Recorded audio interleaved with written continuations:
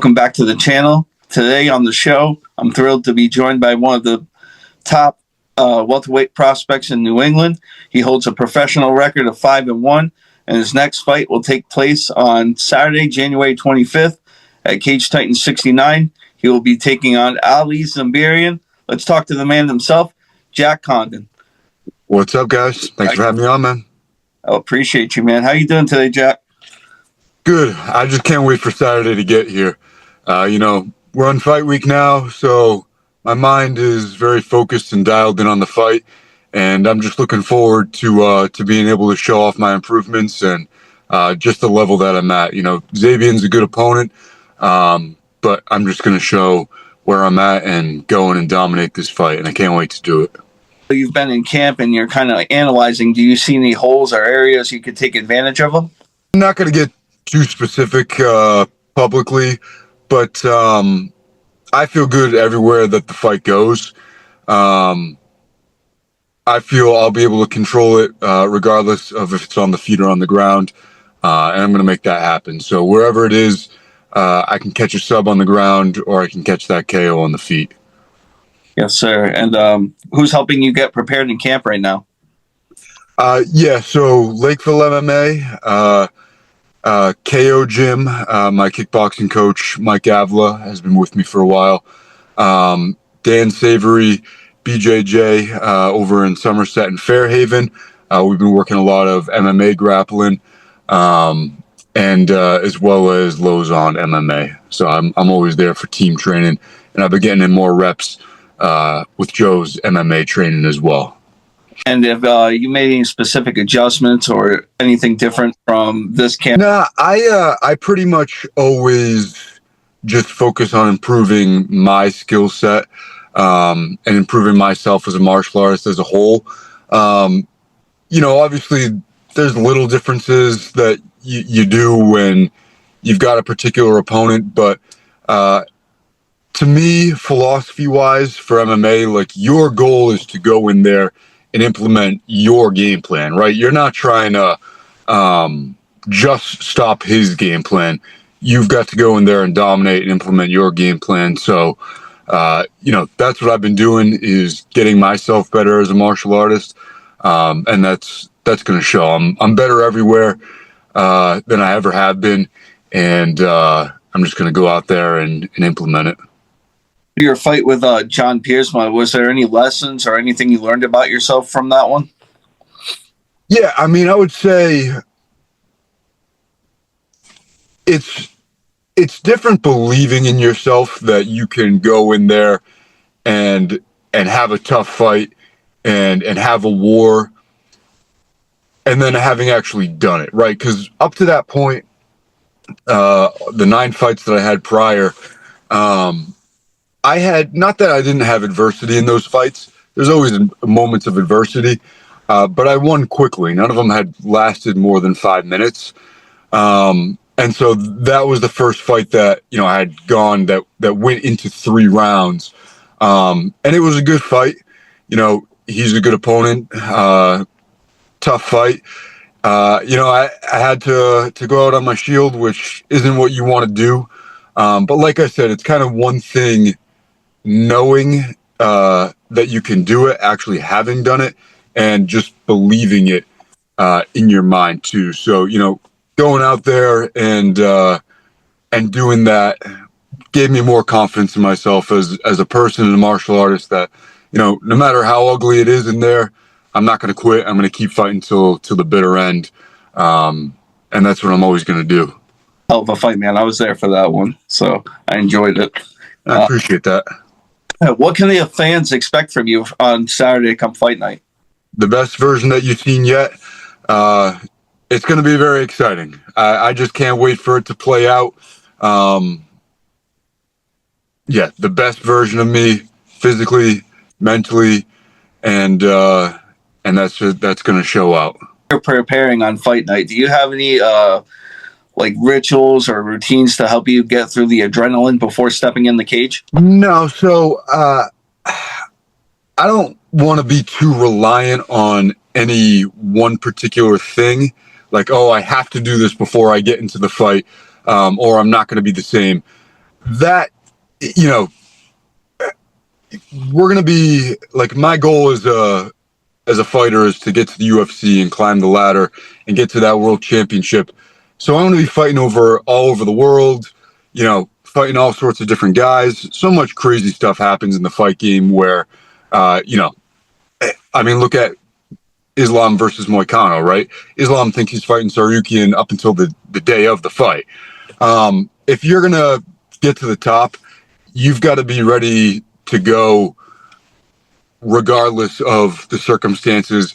And so, you know, having a thing like that you are so reliant on mentally, I think leaves like a weakness in your mind. Like it's you and all the work that you've done leading up to that point that's going to make you great and that's going to get you the win. It's not any sort of like ritual or habit or tick or anything like that. Like, you know, if I'm in Vegas and they don't have the shampoo that I usually use, and I'm freaking out about that in the hotel or something stupid like that. Obviously, it's kind of a ridiculous example, but like things like that where it's like you need to be prepared to fight whenever. And as a fighter and as a martial artist, as a person, you should be ready to do it without any kind of gimmick or anything like that, in my opinion.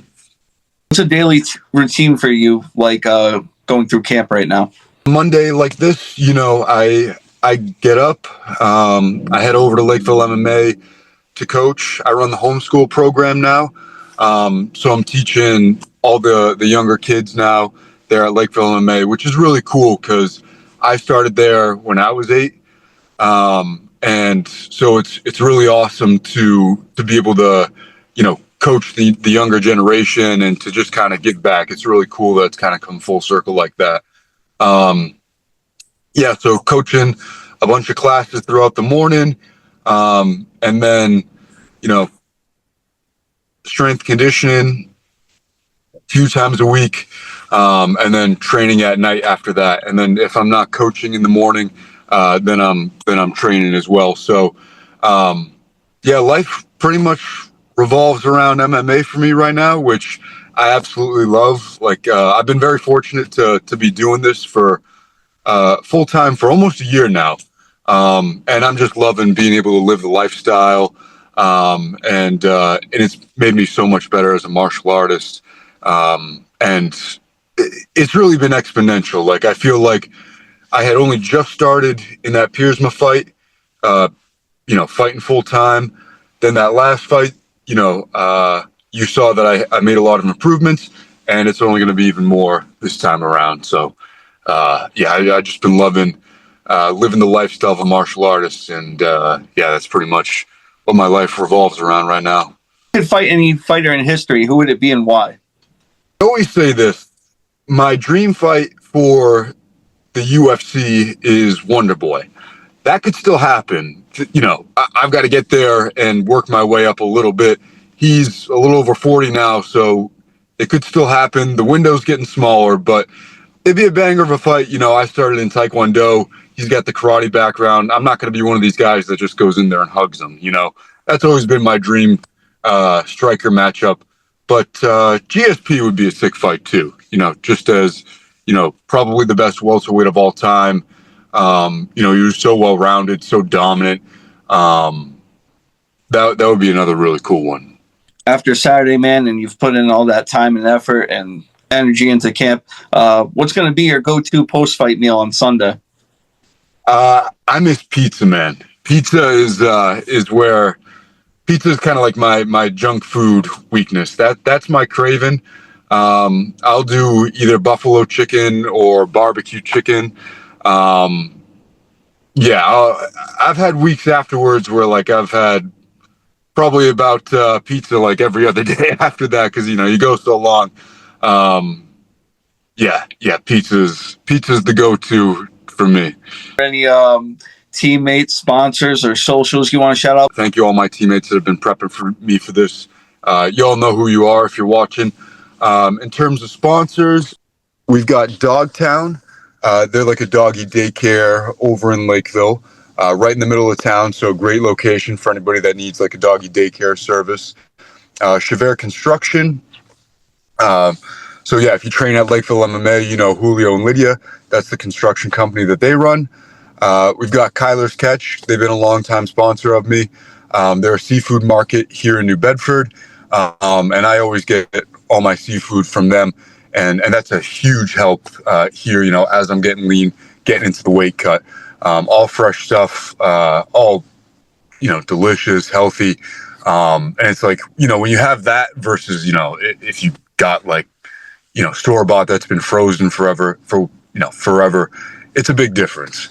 So they've been a huge help. Waterman Building and Remodeling, another longtime sponsor of mine. Yeah, roofing company that you see all over the place in the Lakeville Middleborough area. Nuance Salon and Spa. We've got Why Not a Pair, which is a cool one. It's a charity for special needs education. If anybody watching wants to make a donation, just go over to their website. If that's a cause that you want to get behind, that's a really cool one. We got the law offices of Dan Clifford. He specializes in workers' comp injuries. So if anybody that needs a lawyer for that kind of thing, unfortunately, look up his Facebook, give him a call. We've got Refab Painting and Renovations, another Lakeville-based company that you guys probably see around all the time. So, yeah, like I said, ton of sponsors, ton of support for this fight. And, yeah, definitely appreciate all the love. Yes, sir. I appreciate your time, and I look forward to seeing you fight on Saturday night. Yeah, let's get it, man. It's going to be fun.